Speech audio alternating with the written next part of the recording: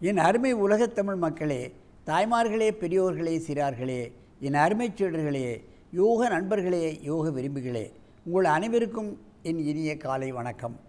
கலைஞர் தொலைக்காட்சி நிகழ்ச்சியில் நலமுடன் வாழ என்னும் பிரிவில் யோகாசனத்துக்கு அதிகாலை வேளையில் அதிக முக்கியத்துவம் கொடுத்திருப்பதை நீங்கள் அறிவீர்கள். காலையில் தான் சில நல்ல காரியங்களை நாம் செய்து கொண்டிருக்கின்றோம். கோவிலுக்கு செல்கின்றோம், கல்யாணங்கள் காலையில் தான் நடைபெறுகிறது. வீட்டில் உள்ள அத்தனை நல்ல காரியங்களும் அதிகாலையில் செய்வதை நாம் காண்கின்றோம்.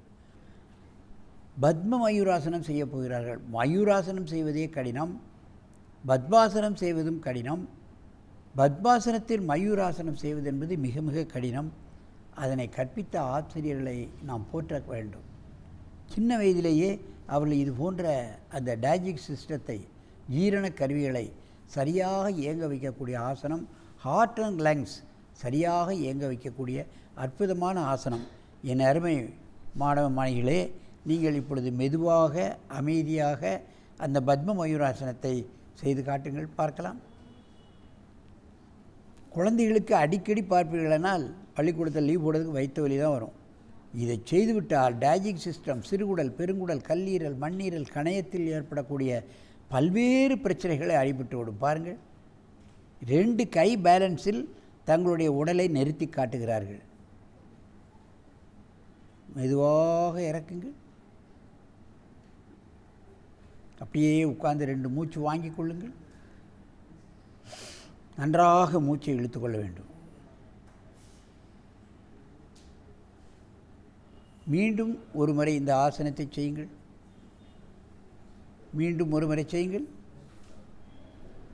மெதுவாக செய்யுங்கள், அவசரப்பட வேண்டாம்.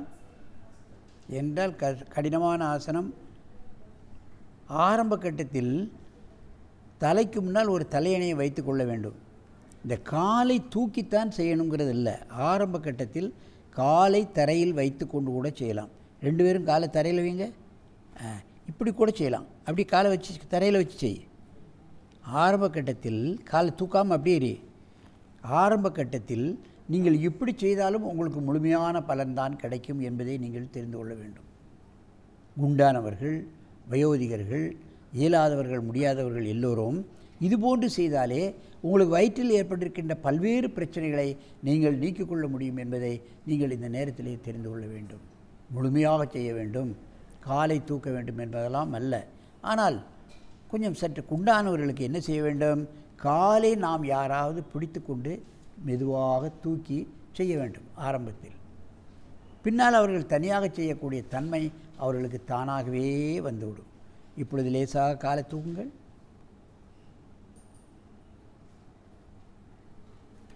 மெதுவாக தூக்கு.